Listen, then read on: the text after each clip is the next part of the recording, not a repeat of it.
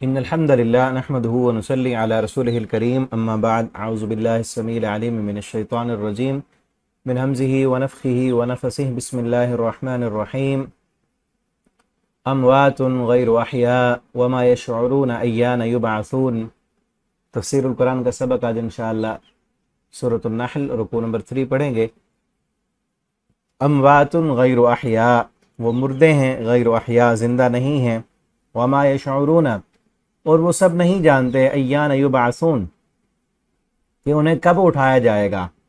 الہکم الہ واحد، تمہارا معبود ایک ہی معبود ہے۔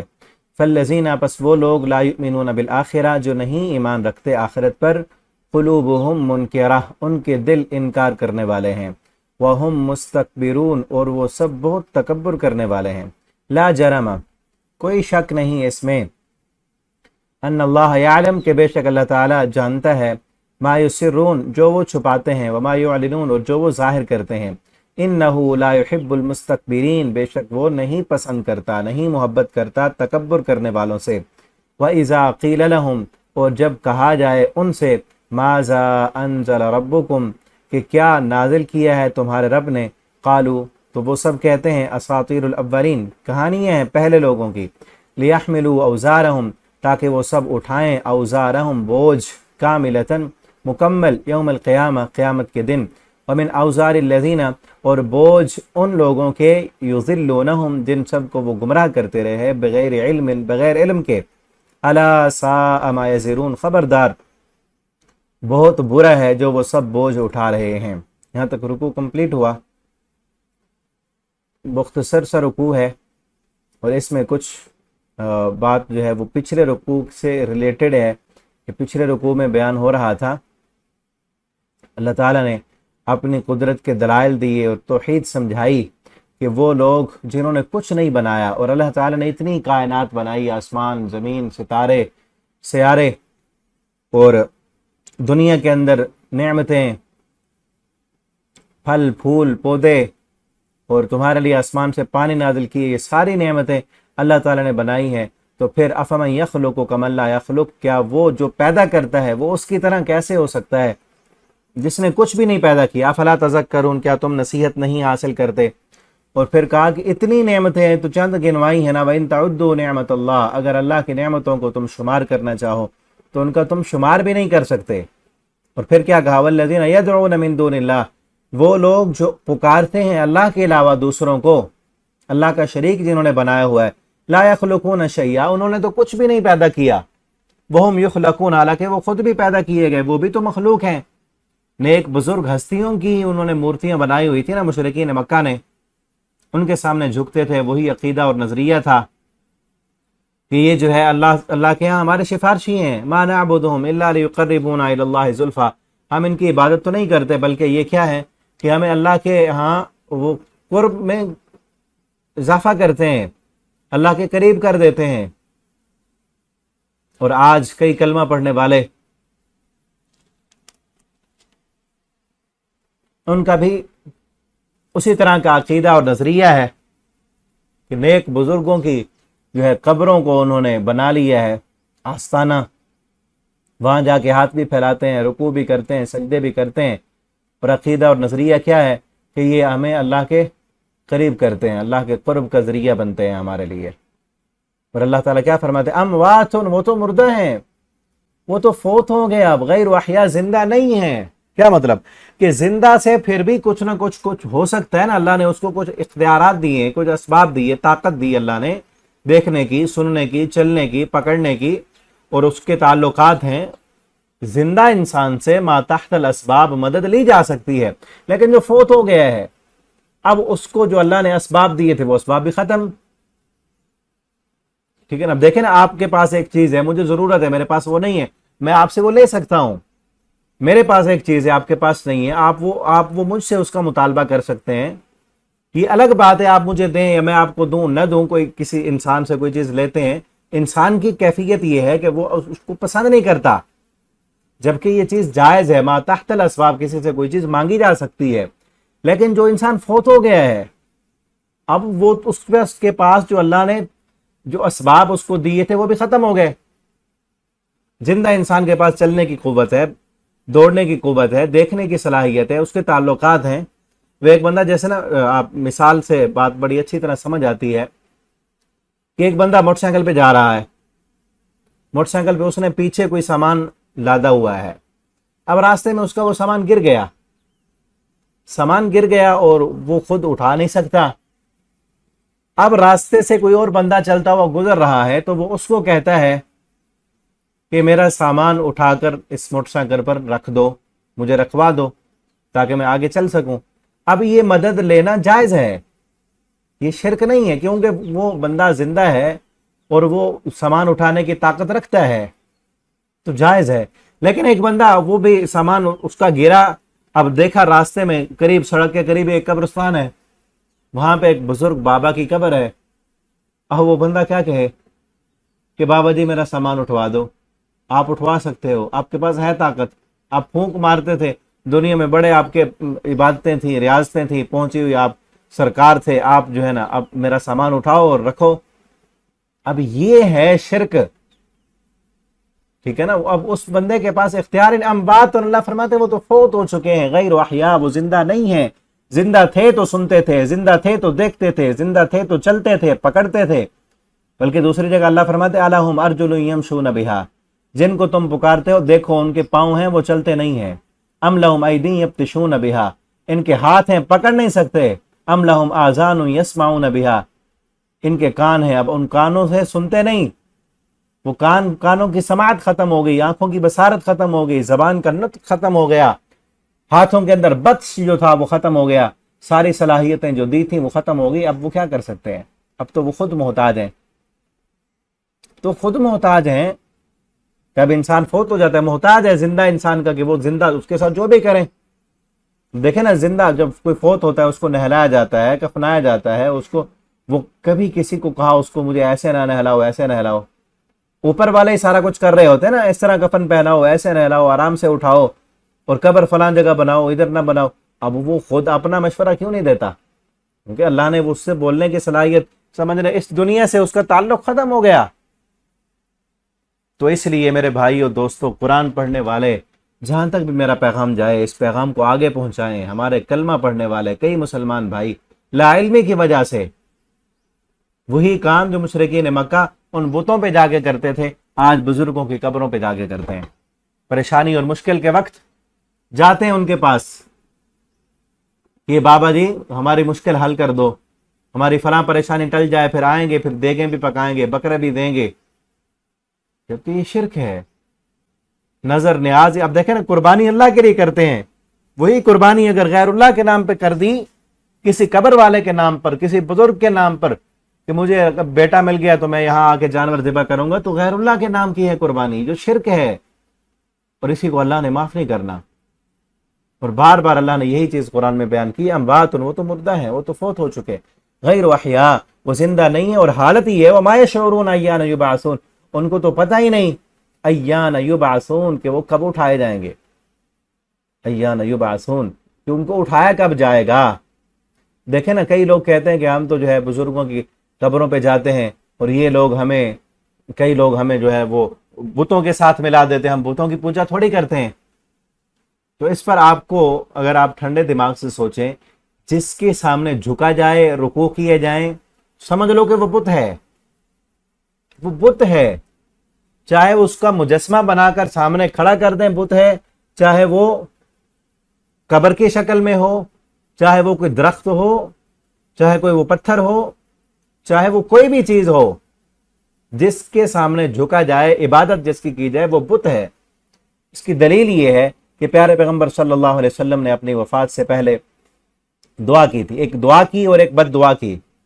بد دعا کیا تھی؟ آپ صلی اللہ علیہ وسلم نے فرمایا لعن اللہ الیہود والنصارى اتخذوا قبور انبیائہم مساجدا، اللہ لعنت کرے یہودیوں اور عیسائیوں پر کہ انہوں نے اپنے انبیاء کی قبروں کو سجدہ گاہ بنایا تھا. انبیاء کی قبروں پر سجدہ کرتے تھے، اللہ ان پر لعنت کرے کہ قبروں پر سجدہ کرنے والوں پر نبی صلی اللہ علیہ وسلم نے لعنت کی ہے. اور آگے آپ صلی اللہ علیہ وسلم نے دعا کی وہاں پر، اور آپ نے کیا کہا؟ اللہم لا تجعل قبری وثنا یعبد، اللہ میری قبر کو وثن نہ بنانا. وثن عربی میں بت کو کہتے ہیں، اور آپ کس کو کہہ رہے ہیں؟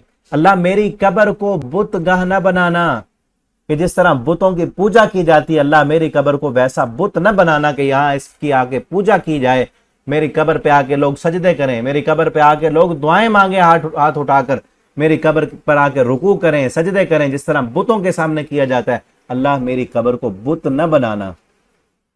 تو اس سے کیا معلوم ہوا کہ جس قبر پر سجدہ ہو رہا ہو، جس قبر پر رکوع کیا جا رہا ہو، وہ قبر بھی بت ہے۔ آپ صلی اللہ علیہ وسلم کی دعا کو اللہ نے قبول کیا، آج وہاں کوئی سجدہ کرنے والا نہیں، اور اللہ نے قیامت تک محفوظ رکھنا ہے، ٹھیک ہے نا۔ تو اس سے معلوم ہوا قبر پر بھی اگر وہی کام کیا جائے، رکوع کیا جائے، سجدہ کیا جائے، تو وہ بھی ایسے سمجھو کہ بت ہے، وثن ہے وہ۔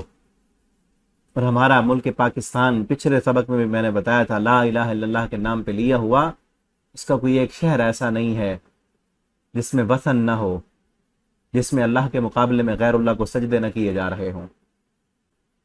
زمین پر داتے بنائے ہیں، زمین پر جو ہے وہ کسی کو غوث اعظم، کسی کو لجپال، کسی کو رکن عالم، کیا کیا لقب دیے ہوئے ہیں۔ جو صفات اللہ کی تھیں وہ صفات غیروں میں بانٹی ہوئی ہیں۔ اللہ ہمارے مسلمان بھائیوں کو ہدایت دے اور ہمیں توفیق عطا فرمائے کہ اللہ ہم ان کو سمجھا سکیں، اور سمجھانے کا سب سے بہترین طریقہ یہی ہے کہ ان لوگوں کو قرآن کے ساتھ جوڑ دیں۔ قرآن جب سمجھ آ جائے گا، قرآن جب پڑھیں گے، سیکھیں گے، اس کے مطابق زندگی بسر کرنا جب شروع کر دیں گے، تو پھر دنیا کے یہ جو عقائد کی خرابیاں ہیں، معاملات کی خرابیاں ہیں، معیشت معاشرت کی خرابیاں، ساری خرابیاں درست ہو جائیں گی جب قرآن کے ساتھ اپنا تعلق جوڑیں گے۔ وما یشعرون ایان یبعثون، اللہ فرماتے ہیں ان کو پتہ ہی نہیں کہ وہ کب اٹھائے جائیں گے۔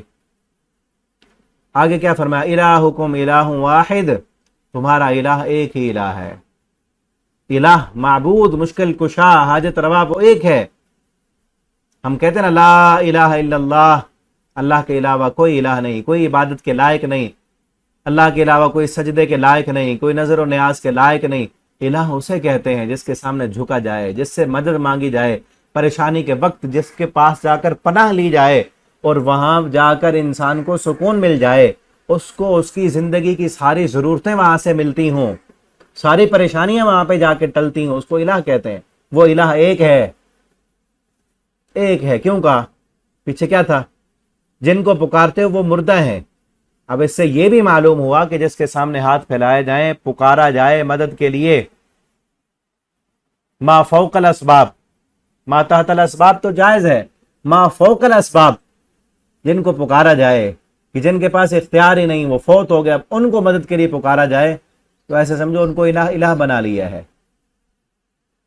ٹھیک ہے نا، کیونکہ مدد تو اللہ سے مانگنی چاہیے۔ اسی طرح ایک اور بھی پیچھے بلکہ ہم پڑھ آئے ہیں سورہ توبہ میں، وہاں پہ یہ تھا کہ اللہ تعالیٰ نے آیت نازل کی، یہودیوں اور عیسائیوں نے اپنے علماء اتخذوا احبارہم ورہبانہم اربابا من دون اللہ، یہودیوں اور عیسائیوں نے اپنے علماء اور درویشوں کو رب بنا لیا تھا، جبکہ حضرت عدی مسلمان ہوئے تو انہوں نے کہا اللہ کے پیغمبر ہم نے رب تو نہیں بنایا تھا، ہم ان کی پوجا تو نہیں کرتے تھے، عبادت تو نہیں کرتے تھے۔ آپ صلی اللہ علیہ وسلم نے فرمایا وہ جس چیز کا تمہیں حکم دے کہ یہ حلال ہے تم حلال سمجھتے تھے، وہ تمہیں کہہ دیں کہ حرام ہے حرام سمجھتے تھے۔ انہوں نے کہا جی ہاں ایسے تو تھا، تو آپ نے فرمایا یہی تو رب بنانا ہے، کہ شریعت سازی کا اختیار اگر کسی کو دے دیا ہے کہ حرف آخر بنا لی اس کی بات، کہ وہ جو کہہ دے وہ بس وہ ٹھیک ہے، جائز قرار دے تو جائز ہے، حرام قرار دے تو حرام ہے، وہ جائز قرار دے دے تو جائز ہے، یہ بھی رب بنانا ہے،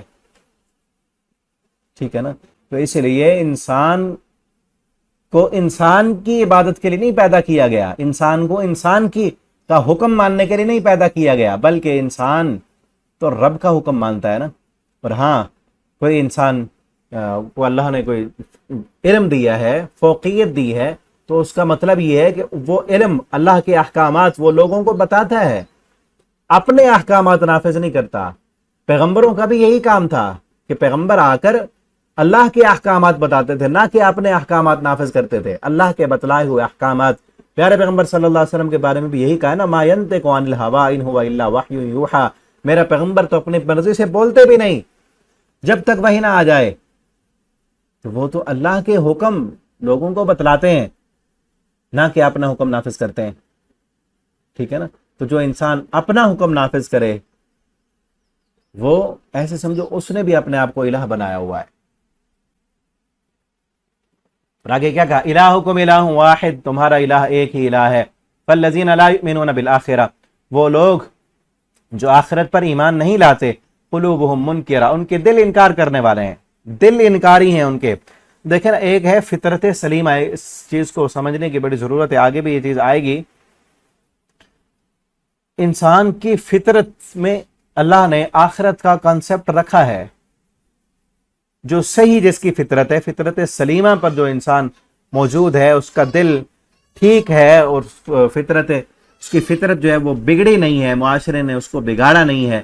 صحیح فطرت پر جو انسان موجود ہے، اس کے ذہن میں، اس کے خیالات میں کہیں نہ کہیں آخرت کا تصور موجود ہے. کیونکہ اس دنیا میں برابری نہیں ہے، برابری نہیں ہے. ہر چیز کا، ہر اچھائی کا پورا پورا بدلہ نہیں ملتا، ہر گناہ کی پوری پوری سزا نہیں ملتی. اب اس کو بھی ایک مثال سے سمجھے، پیچھے بھی میں نے ایک مثال دی، مثال سے بات اچھی طرح سمجھ آتی ہے. دیکھیں نا، ایک بندہ، ایک بوڑھے انسان نے کسی نوجوان کو قتل کر دیا ہے. بوڑھے انسان نے ایک نوجوان کو قتل کر دیا. اب دنیا کا کوئی قانون ایسا نہیں ہے کہ جو اس کو بدلہ دلا سکے. ٹھیک ہے نا، دنیا کے قانون میں پہلے تو انصاف لینا بڑا مشکل ہے. زیادہ سے زیادہ مل بھی جائے انصاف تو کتنا ہوگا؟ دنیا کا قانون اس بوڑھے انسان کو بدلے میں قتل کر دے گا.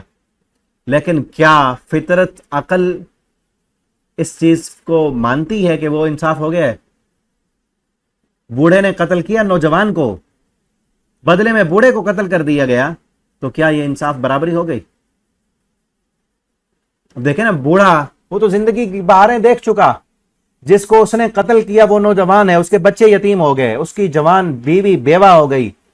وہ معاشرے کا ایک سہارا تھا، وہ اپنے خاندان کو معیشت کی سپورٹ کر رہا تھا، خاندان کا سہارا تھا، معاشرے کا کوئی بھی اچھا کام وہ کر رہا تھا، اس سے وہ معاشرہ محروم ہو گیا، اس کے والدین اس سے محروم ہو گئے، اس کے بچے یتیم ہو گئے، بیوی اس کی بیوہ ہو گئی.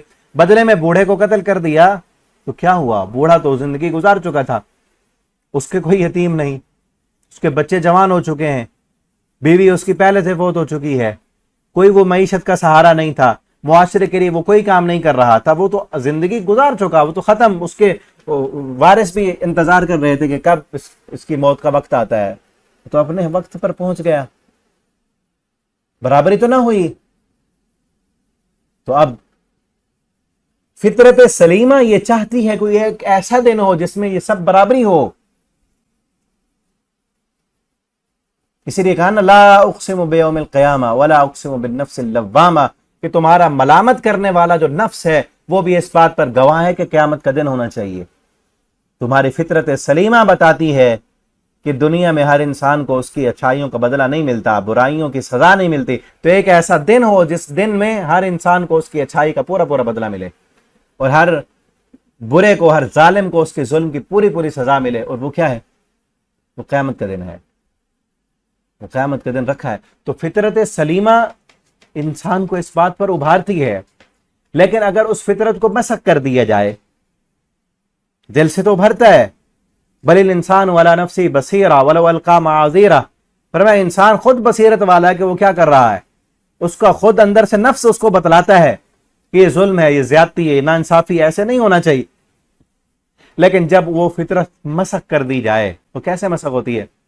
کہ اس فطرت کی آواز سنا ہی نہ، اس کی طرف بندہ غور ہی نہ کرے، اور یہ کہہ کے ٹال دے. کیونکہ اگر اس فطرت کی بات کو مانا جائے تو پھر تو تیاری کرنی پڑتی ہے نا آخرت کی. اگر مان لیں انسان کے مرنا ہے، کوئی دن ہونا چاہیے حساب و کتاب کا، پھر تو اس کے مطابق زندگی بسر کرنی پڑے گی نا. پھر ظلم، زیادتیاں، اپنی عیاشیاں، اور دوسروں پر ظلم، دوسروں کی زمینوں جائیدادوں پر قبضے، یہ سب چھوڑنا پڑے گا نا. ناانصافی چھوڑنی پڑے گی، انصاف کرنا پڑے گا. وہ نہیں کرتے، اپنے نفس کی تسکین کی خاطر دوسروں پر ظلم بھی کرتے ہیں، دوسروں کا مال بھی کھاتے ہیں، اپنی منمانی بھی کرتے ہیں، اور کرتے کرتے آہستہ آہستہ اس جو فطرت میں بات ہے اس کو مسخ کرتے کرتے آہستہ وہ مسخ ہو گئی. جب وہ مسخ ہو گئی، اب دل ہی انکاری بن چکے ہیں.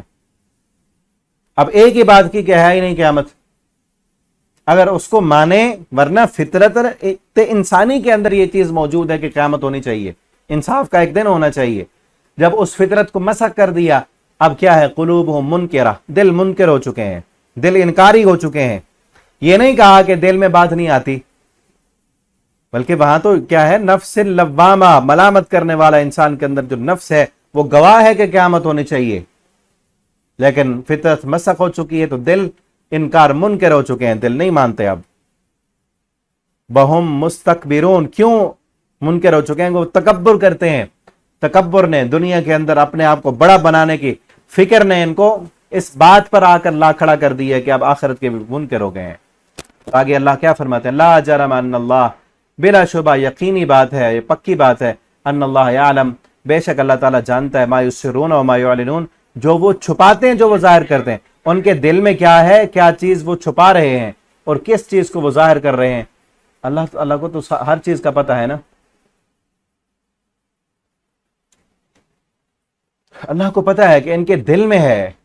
وہ فطرت سلیمہ کبھی کبھی تو جاگتی ہے نا، ان کو پتہ چلتا ہے کہ دنیا ادھوری ہے، دنیا میں پورا بدلہ نہیں مل رہا، دنیا ادھوری ہے، اس ادھورے پن کو پورا کرنے کے لیے آخرت رکھی گئی ہے، ٹھیک ہے نا۔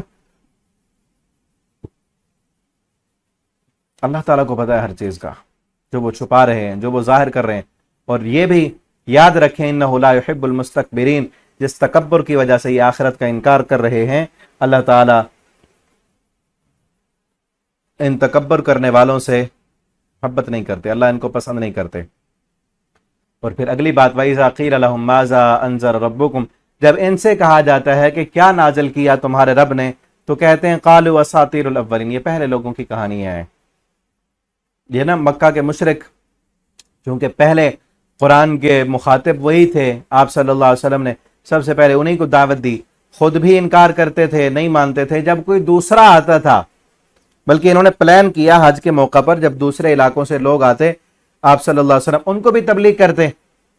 اور جب یہ مدینہ کے لوگ آئے تھے، بیعت عقبہ ہوئی تھی، عقبہ ثانیہ ہوئی تھی، وہ حج کے موقع پر ہی آئے تھے نا شروع میں، آپ نے ان کو جا کر انہوں نے جا کر پڑاؤ کیا ہوا تھا۔ اگر آپ نے پڑھی ہے الرحیق المختوم، بلکہ میں بار بار اسی کا تذکرہ کرتا رہتا ہوں، اس کو آپ پڑھیں گے تو صحیح طریقے سے آپ صلی اللہ علیہ وسلم کی سیرت سمجھ آئے گی، اور سیرت کے مطابق قرآن نازل ہوا ہے تو قرآن سمجھنا آسان ہوتا ہے۔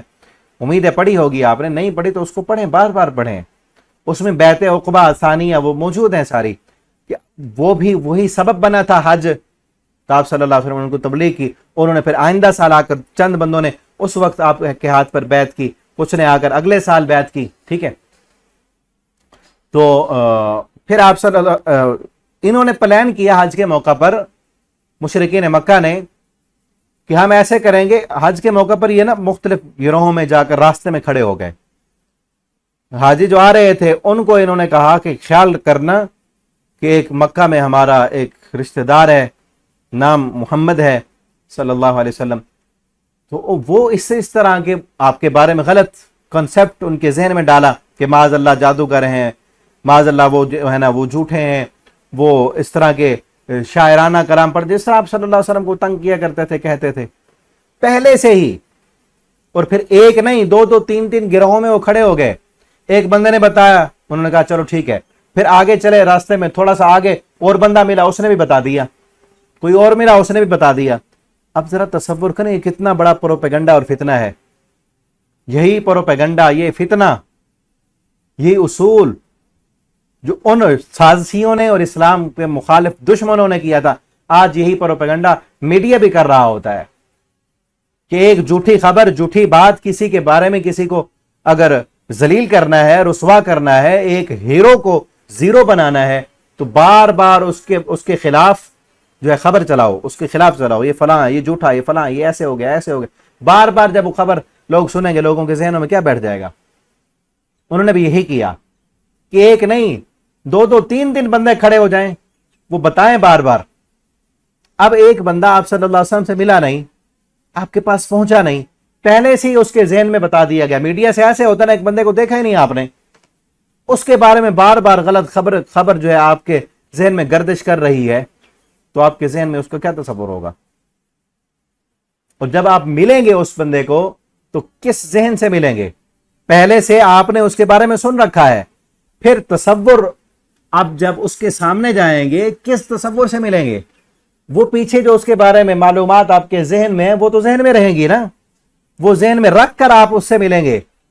اسی طرح وہ 4-5 بندوں سے سن کے جب آپ صلی اللہ علیہ وسلم سے ملاقات بھی ہو جاتی، وہ پیچھے وہ کنسپٹ ہوتا جو اور لوگوں نے آپ کے بارے میں بتایا ہوتا. کتنا مشکل تھا آپ صلی اللہ علیہ وسلم کے لیے تبلیغ کرنا، دعوت دینا، لوگوں کو سمجھانا، اس بات پر ان کو مطمئن کرنا کہ یہ اللہ رب العالمین کا قرآن ہے، یہ اللہ کی طرف سے وحی ہے، میں اللہ کا رسول ہوں. ٹھیک ہے نا؟ تو یہ فتنے، یہ سازشیں، یہ حق بتانے والے لوگوں کے خلاف پروپیگنڈا یہ آج کا نہیں ہے. آج دیکھیں نا، کسی ایک مدرسے میں کوئی تھوڑی بہت کوئی غلطی ہو جائے، کوئی وہاں پڑھنے والے بچے یا پڑھانے والے علماء وہ فرشتے نہیں ہیں، غلطی ہو جاتی ہے ان سے، لیکن اگر کوئی ہو جائے تو میڈیا کو دیکھو کس طرح جو ہے وہ منہ پھاڑ پھاڑ کے علماء کے خلاف، اسلام والوں کے خلاف، داڑھی والوں کے خلاف کس طرح وہ باتیں کر رہا ہوتا ہے. اگر وہی خرابی دنیا دار بندے کے میں مل جائے، کالج اور یونیورسٹی میں مل جائے، پھر کوئی پرواہ نہیں ہوتی. یہاں ڈائریکٹ اسلام کو نشانہ بنایا جاتا ہے کہ یہ مولوی کیا کر رہے ہیں، یہ دین کے دائی، یہ قرآن پڑھنے والے کیا کر رہے ہیں. ٹھیک ہے نا؟ تو ہمیں چاہیے کہ ہم ان چیزوں کو سمجھیں جو ہمیں قرآن نے اصول بتایا ہے. جب بھی ان جاءکم فاسقٌ بنبأ فتبینوا، فرمایا جب بھی تمہارے پاس کوئی فاسق خبر لے کر آئے، فتبینوا، تو اس کی تحقیق کیا کرو.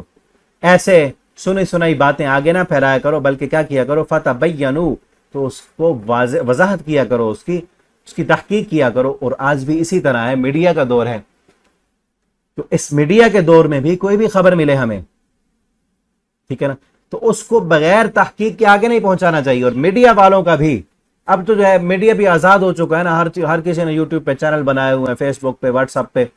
اور کئی لوگ تو ایسے ہیں جو بڑے بڑے میڈیا کے چینل ہیں، ان کے لوگوں، ان کا نام، ٹھیک ہے نا، ان کے نام سے جو ہے جھوٹی خبریں پھیلا رہے ہوتے ہیں. تو ہمیں اس میں بھی ریسرچ کرنی چاہیے کہ جو خبر ہمیں مل رہی ہے یہ اصل جو ان کا آفیشیل چینل ہے وہاں سے ملی ہے یا اس کا جو ہے فیک چینل بنایا ہوا کسی نے وہ خبر دے رہا ہے. ٹھیک ہے نا؟ اور پھر آفیشیل چینل سے بھی اگر خبر ملی ہے تو پھر بھی دیکھنا چاہیے کہ یا وہ چینل پہ جو بیٹھے ہیں وہ بھی تو ہو سکتا ہے نا پیسے لے کے خبر پھیلا رہے ہوں. ٹھیک ہے نا؟ ایسے سنی سنائی باتیں اس پر توجہ کرنا یا ان کو آگے پھیلانا یہ مسلمان کا شیوا نہیں ہے. آپ کسی کے بارے میں کوئی ذہن رکھنا چاہتے ہیں، کسی پر کوئی فتویٰ لگانا چاہتے ہیں، کسی کے بارے میں کوئی رائے قائم کرنا چاہتے ہیں، تو اپنا ذاتی طور پر اس کو دیکھیں، ذاتی طور پر اس کو جانیں، دیکھیں، پرکھیں، پھر آپ اس کے بارے میں ذہن بنائیں. ٹھیک ہے؟ اس کے بارے میں نظریہ قائم کریں، ایسے سنی سنائی باتوں پر نہیں. اور خصوصاً جو فیک خبریں ہیں، جو ایسے ہی لوگ اپنے آپ کو جو ہے مشہور کرنے کے لیے ادھر ادھر کی باتیں اٹھا کر پھیلا دیتے ہیں، تو یہ چیز، یہ طریقہ کافروں کا ہے، اسلام دشمنوں کا ہے. مسلمان کا، مومن کا یہ شیوا نہیں ہے. مومن وہ ہوتا ہے جو پوری تحقیق کرے، اور مومن یہ بھی ہوتا ہے کہ کسی کی برائی کو وہ پھیلاتا نہیں ہے، برائی کو ختم کریں، چھپائیں، پردہ دیں اس پر، اور اس کی اصلاح کرنے کی کوشش کریں. اور کیا کہتے ہیں ان کو؟ اساطیر الاولین، یہ قرآن جو ہے یہ پہلے لوگوں کے قصے کہانیاں ہیں. تو قصے ہیں، کہانی ہیں، بس ایک پیغمبر ہے وہ کہانیاں بیان کرتا ہے، آپ نے ان کے کہانیوں میں نہیں. آپ دیکھیں نا، انسان کی فطرت یہ ہے کہ کہانی کو بڑے شوق سے سنتا ہے، شوق سے، کیونکہ کہانی کے اندر جو ہے وہ دلچسپی، اور انسان اپنے آپ کو وہاں رکھ رہا ہوتا ہے، اور اس میں سمجھنے اور اپنے آپ کو چینج کرنے کے بھی بڑے چانس ہوتے ہیں. لیکن قرآن جو کہانی بیان کرتا ہے پہلے لوگوں کی، جو سچے واقعے ہیں، جو احسن القصص ہے، اس کو کہتے ہیں یہ تو کہانیاں ہی ہیں.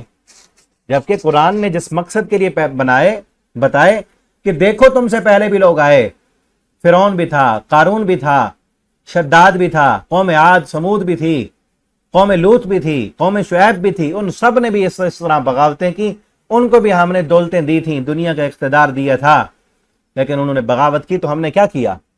جو سمجھانے کے لیے قرآن نے کہانیاں بیان کی، ان کو قصے کہانیاں کہہ دیے، اور آج تک لوگ قصے اور کہانیاں سنتے آ رہے ہیں.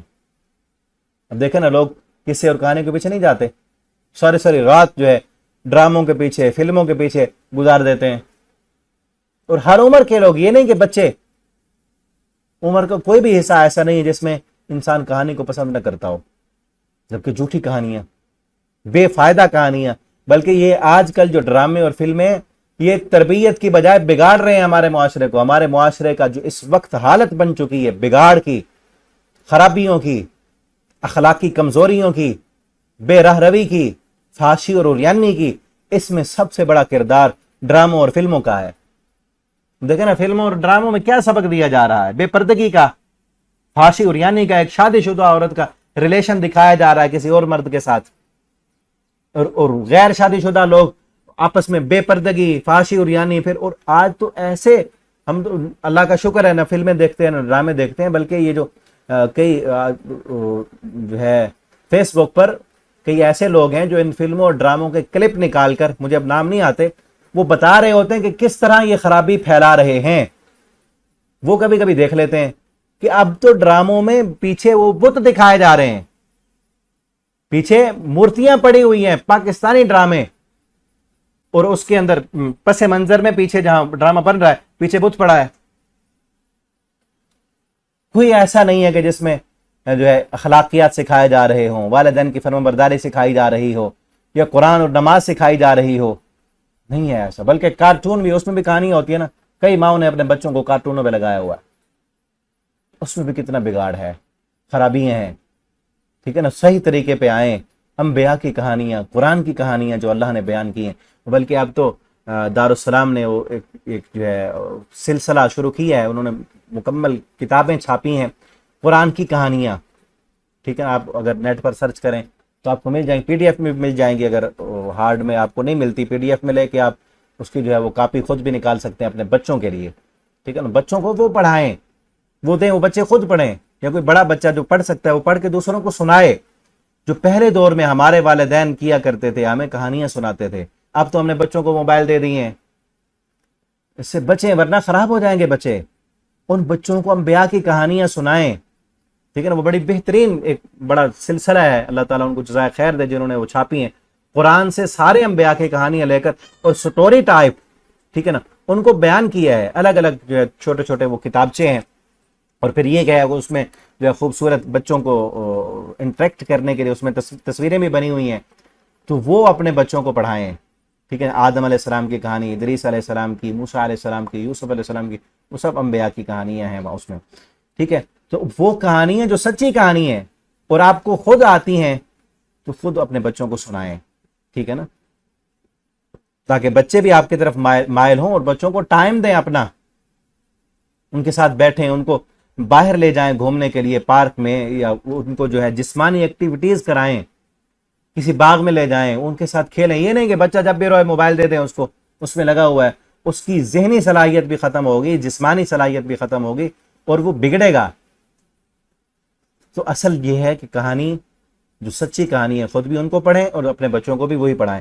وہ کیا کہتے ہیں ان لوگوں کو کہ پہلے لوگوں کے قصے کہانی ہے، لیحملوا اوزارہم، اپنا بوجھ بھی اٹھائیں گے، لیحملوا اوزارہم، تاکہ وہ اٹھائیں، کاملتن اوزارہم، بوجھ کاملتن مکمل، یوم القیامہ، قیامت کے دن اپنا بھی مکمل بوجھ اٹھائیں. ومن اوزار الذین، اور ان لوگوں کا بوجھ بھی اٹھائیں، یضلونہم بغیر علم، جن کو بغیر علم کے یہ گمراہ کرتے رہے، کہ ان کو پتہ نہیں تھا، حقیقت سے ابھی آگاہ ہوئے نہیں تھے. ایسے سرسری طور پر خود بھی انہوں نے حق کا انکار کر دیا، اور دوسروں کو بھی اس بات پر ابھارتے رہے کہ تم بھی انکار کرو. تو جن لوگوں کو انہوں نے گمراہ کیا، اب دیکھیں اسی لیے میں نے جو ہے اس بات پر زیادہ زور دیا ہے کہ جھوٹی خبریں نہ پھیلائیں، جھوٹے قصے اور کہانیاں، فلمیں اور ڈرامے مت دیکھیں، ان کی طرف نہ جائیں. دیکھیں نا، ایک ڈرامے کی وجہ سے کتنے لوگ گمراہ ہوئے، ان گمراہی کا بوجھ اٹھائیں گے نا یہ. کسی جھوٹی خبر کو پھیلانے میں آگے کتنے بندوں نے اس جھوٹی خبر پر یقین کیا، اور اس کے مطابق پھر کسی کے بارے میں ذہن بنایا یا کسی کے بارے میں گفتگو کی. تو کتنے لوگوں کو، کتنا، اور خبر پھیلانے والوں کو کتنا گناہ ہوگا. جتنے لوگ بھی گمراہ ہوئے ان کی گمراہی کا بوجھ بھی اٹھانا پڑے گا نا. ایک جھوٹی خبر کی وجہ سے ایک بندہ حق سے ہٹا، ایک بندہ اللہ کی نافرمانی کی طرف لگا. ٹھیک ہے نا، اور اس سے یہ بھی دیکھیں کہ کسی نے جو ہے موبائل اور نیٹ کا دور ہے، واٹس ایپ کا دور ہے، آپ نے کوئی گانے کا کلپ سٹیٹس پہ لگا دیا، وہ جتنے لوگ بھی گانا سنیں گے آپ کو بھی تو گناہ ہوگا نا. آپ نے کوئی فلم، کوئی ڈرامہ، کوئی بیہودہ سین، کوئی گندا کلپ आपने आगे भेज दिया, तो जहां उन्होंने फिर आगे भेजा, उन्होंने फिर आगे भेजा, ये झूठी खबर आपने फैला दी, शेयर कर दी, आगे वो शेयर करती जा रहे हैं लोग। तो जहां तक जाएगा, जितने बंदे उसको देखेंगे, गुमराह होंगे, गलत रास्ते पर चलेंगे, पीछे खबर बनाने वाला, आगे फैलाने वाले, वो एक चैन चलेगी, वो उन सबको, वो भी उनके गुनाहों से जितना जितना जिसने हिस्सा मिलाया है उन सबको उतना गुनाह मिलेगा और क़यामत के दिन उसकी सजा मिलेगी। ठीक है ना, कितना बुरा बोझ है। अला सा मा यज़िरून, अल्लाह फरमाते कितना बुरा है वो बोझ जो ये उठा रहे हैं लोगों को गुमराह करने का। तो इसलिए मेरे भाइयों दोस्तों, हमें क्या करना चाहिए कि हम कुरान का पैगाम आगे पहुंचाएं, इस मोबाइल का अच्छा इस्तेमाल करें, कोई अच्छा क्लिप, ठीक है ना, कोई नसीहत की बात, और खुसूसन ये सबक जो आप पढ़ रहे हैं रोजाना, आपका हक बनता है, फर्ज बनता है आपका कि आप खुद जिस तरह पढ़ते हैं वैसे ही आगे अपने फेसबुक के जितने भी आपके रिश्तेदारों के नंबर हैं, आपके पास ग्रुप हैं, उन पर आप इसको सेंड करें, आप फेसबुक पर इसको लगाएं, ठीक है ना, ताकि आपका ये पैगाम दूसरों तक पहुंचाना आपके लिए सदका जारिया बन जाए। और इंशाअल्लाह जितने लोग इसको पढ़ेंगे, इसको सीखेंगे, कुरान की तरफ आएंगे, आपके लिए भी वो सवाब का ज़रिया बनेंगे और सदका जारिया बनेंगे। अल्लाह ताला से दुआ है अल्लाह रब्बुल आलमीन हमें कुरान को पढ़ने, समझने, इसके मुताबिक अपना अक़ीदा अमल बनाने की तौफ़ीक़ अता फ़रमाए। आखिर दावाना अनिल हम्दुलिल्लाहि रब्बिल आलमीन।